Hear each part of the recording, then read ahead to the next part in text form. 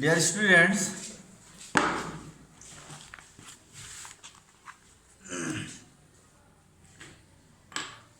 at first take my cordial love. I hope that you all are well by the grace of Almighty Allah. I am also fine. I am Abdul Rashid, Assistant Head Teacher of Bamia MM Secondary School, Koira Khulna. Now I am going to online class 10, Unit 9, Lesson 5.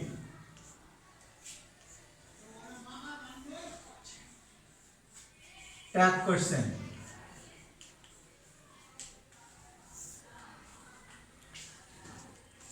Dear students, you all are know. Do you know what is tag? Tag means tag question or question tag is a phrase added to the end of a statement in order to turn into a question or say the statement is correct. বাংলায় আমরা বলতে পারি question ট্যাগটা হচ্ছে একটা phrase বা শব্দগুচ্ছ। এটা স্টেটমেন্টকে সঠিক কিনা সেটা যাচাই করার জন্য আমরা কোশ্চেন ট্যাগ ব্যবহার করি।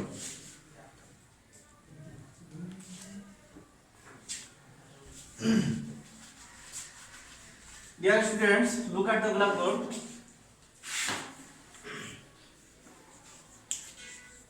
Karim is a student. Karim is a student. Dear students, I have written a sentence. Karim is a student on the blackboard.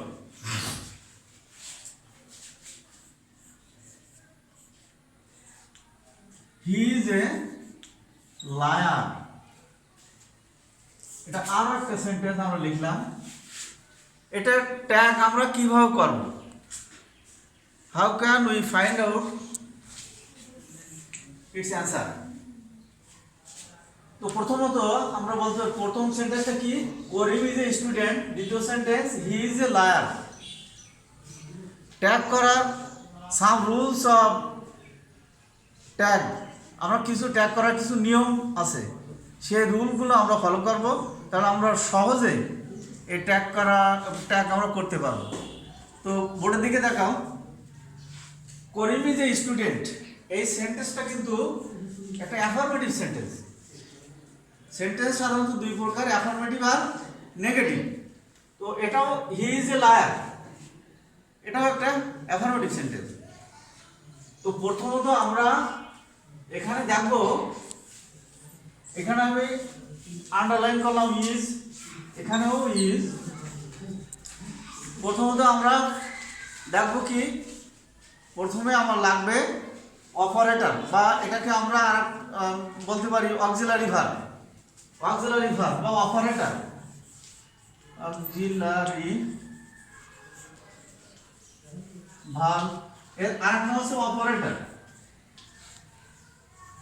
Operator, এই অপারেটরও বলতে পারি বা আমরা অক্সিলারি ভার্বও বলতে পারি। প্রথমত আমাদের লাগবে অক্সিলারি ভার্বটাকে ফাইন্ড আউট করতে হবে।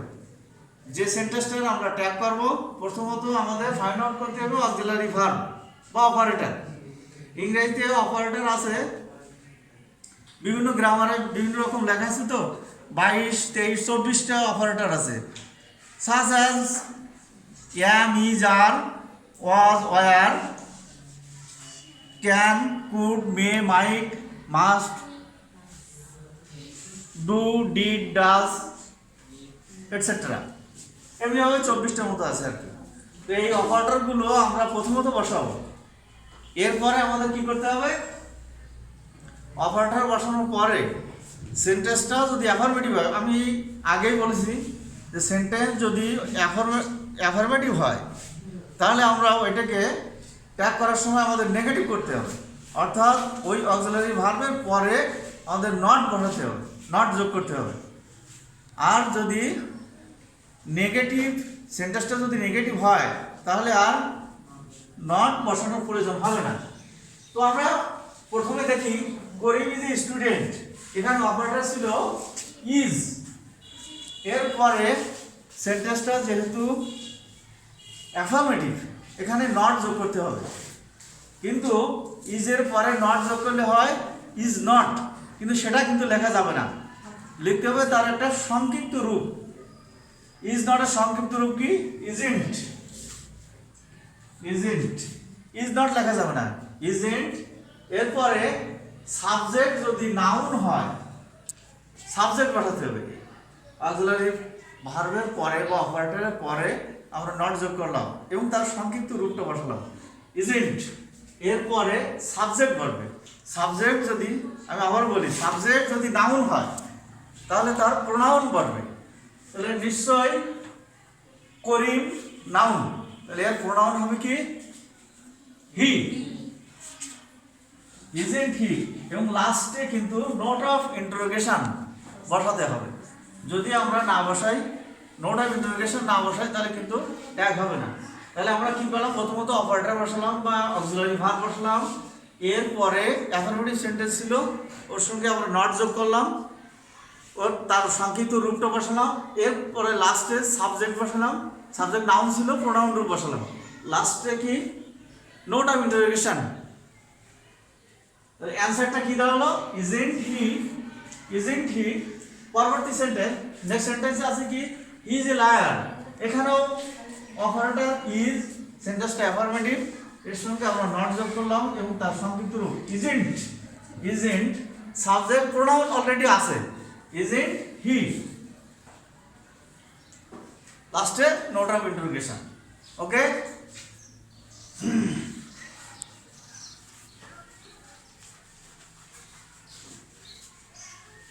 প্রিয় শিক্ষার্থীবৃন্দ, আমি প্রথমে বলছিলাম যে এম এর সঙ্গে নট যোগ করলে কি হবে, এর সংক্ষিপ্ত রূপটা কি হবে?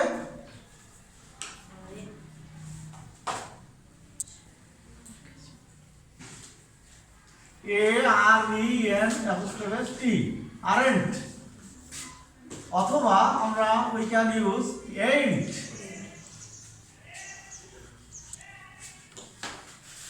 আর এর সঙ্গে যদি নট যোগ করা হয় তাহলে সংক্ষিপ্ত রূপটা কি হবে? aren't, এটা aren't। ইজ এর পরে নট যোগ করলে কি হবে? এর সংক্ষিপ্ত রূপ হবে কি? isn't। এমনি হয় আমরা বসাবো যেমন মাস্ট, MUST, মাস্ট, এর সংক্ষিপ্ত এর সঙ্গে যদি আমি নট যোগ করি তাহলে আমরা এর সংক্ষিপ্তটা কি হবে? MUSTNT।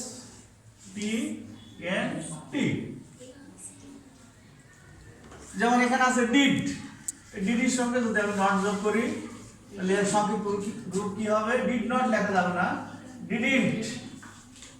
এইভাবে আমরা তার সংক্ষিপ্ত রূপটা লিখব।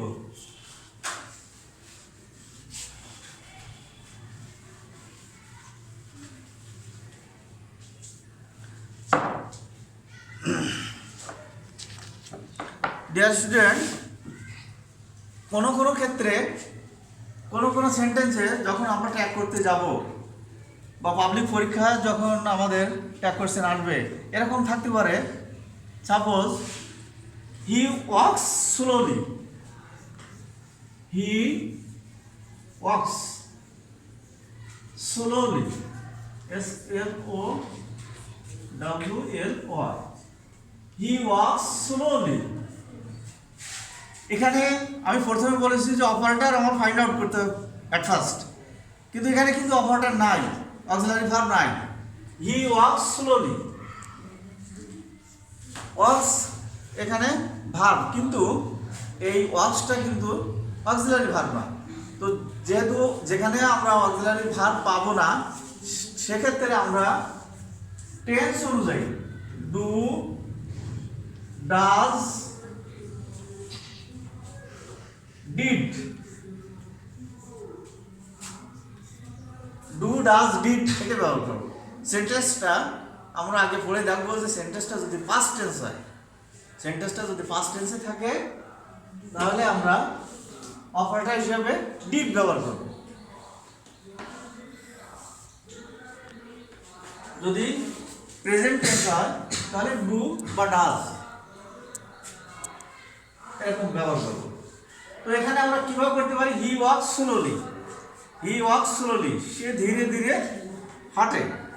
এখানে তো যেহেতু আমাদের অপারেটর নাই সেক্ষেত্রে আমরা সেন্টেন্সটা আছে প্রেজেন্ট টেন্স, তাহলে ডু এবং does, third person, he third person singular number. So এখানে আমরা কি ব্যবহার করবো? ডাজ, এবং সেন্টেন্সটা আছে অ্যাফার্মেটিভ, তাহলে এর অ্যান্সারটা কি হবে? ডাজেন্ট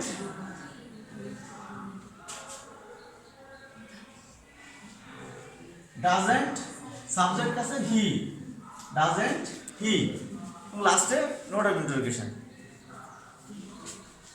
এমনিভাবে আমরা ট্যাগ কোয়েশ্চেন করব। তো এখানে আরো একটা কথা আমি বলে রাখি, কোনো কোনো সেন্টেন্সে অক্সিলারি ভার্ব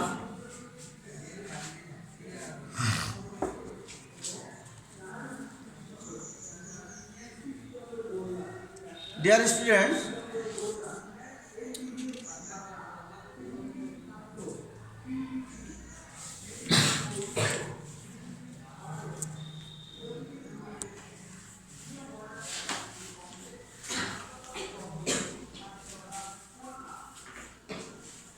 এই সেন্টেন্সে দেখো এখানে অক্সিলারি ভার্বের সঙ্গে সাবজেক্ট একসঙ্গে জুড়ে আছে, অ্যাপোস্ট্রোফি দিয়ে এখানে ডি আছে, হির পরে অ্যাপোস্ট্রোফি দিয়ে ডি আছে। এখন এটাকে আমরা কি ধরতে পারি? হ্যাড না উড? এটা আমরা কিভাবে ফাইন্ড আউট করব? তো হ্যাড যদি হতো, এখানে দেখো যদি হ্যাড আমরা ধরে নিতাম, তো আমরা হ্যাভ, হ্যাজ, হ্যাড এর পরে ভার্বটা কিন্তু সাধারণত পাস্ট পার্টিসিপল হয়, হ্যাডের পরে গো হয় না, হ্যাডের পরে গান হতো, হ্যাডের পরে গান হতো, কিন্তু এখানে আছে, তাহলে নিশ্চয়ই এখানে হ্যাড হবে না, এটাকে আমরা কি বলতে পারি? উড। তো এখানে যে 24টা অপারেটর আমরা যে বললাম, এই অপারেটরের একটা আছে উড, তাহলে এখানে সেন্টেন্সটা অ্যাফার্মেটিভ, তাহলে অ্যান্সারে কি আসে? উডেন্ট হি, এর ট্যাগটা হবে এভাবে। যখন আমরা এরকম সংক্ষিপ্ত অক্সিলারি ভার্বের সঙ্গে সাবজেক্ট জুড়ে থাকবে, সংক্ষিপ্তভাবে দেয়া থাকবে, সেক্ষেত্রে আমরা এভাবে বুঝে ট্যাগ করব। এরপরে আরও একটা কথা বলে রাখি, কিছু কিছু সেন্টেন্স আছে, সেন্টেন্সে কিছু ওয়ার্ড ব্যবহার করা হবে, সেই ওয়ার্ডগুলো কিন্তু নেগেটিভ। তো নেগেটিভ যখন থাকবে তখন সেন্টেন্সটা, যেমন যদি থাকতো he is not a liar, তো এখানে কিন্তু ডাইরেক্ট বা ডিরেক্ট এখানে নট দেওয়া আছে, আমরা সহজেই we can easily find out it's a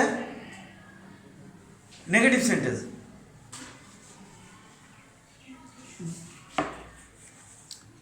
He hardly believes me. He hardly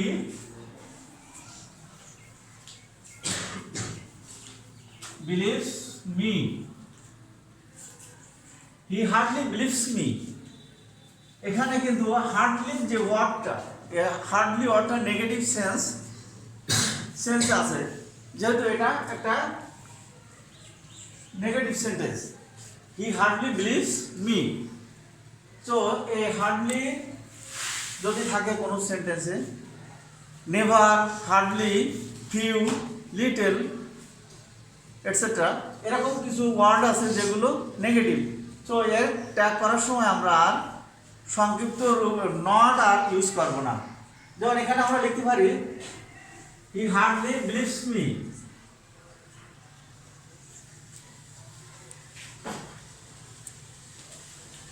Does he? Not doesn't he? Does he?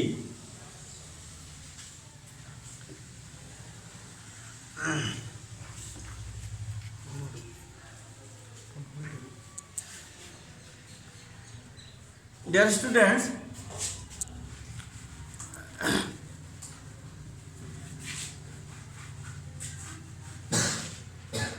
এরপরে আমি কিছু লিখবো ইম্পারেটিভ সেন্টেন্সের ট্যাগ কিভাবে আমরা করব এটা আমি বলবো এখন।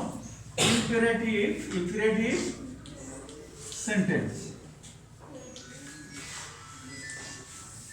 ইম্পারেটিভ সেন্টেন্সের ট্যাগ আমরা কি করে করব। আমি সংক্ষেপে বলি, ইম্পারেটিভ সেন্টেন্স আদেশ, উপদেশ, নিষেধ। সাপোজ আমরা বলতে পারি গিভ মি এ বুক।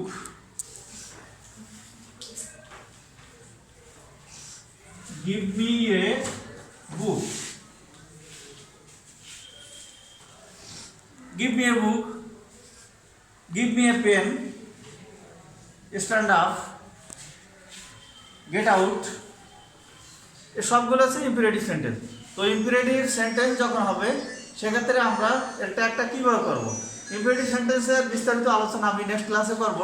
তো আমি সংক্ষেপে বলি গিভ মি এ বুক। এরকম ইম্পারেটিভ সেন্টেন্স হয়ে থাকে। সাধারণত আমরা ট্যাগ করার সময় আমরা সেন্টেন্সটা অ্যাফার্মেটিভ আছে কিনা, সেন্টেন্সটা নেগেটিভ আছে কিনা এটা জানার আমাদের প্রয়োজন হবে না।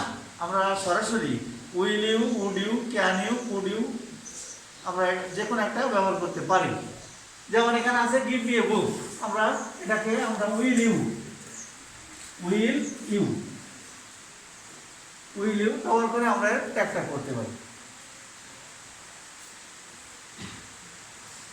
প্রিয় শিক্ষার্থীবৃন্দ, আমি পরবর্তী ক্লাসে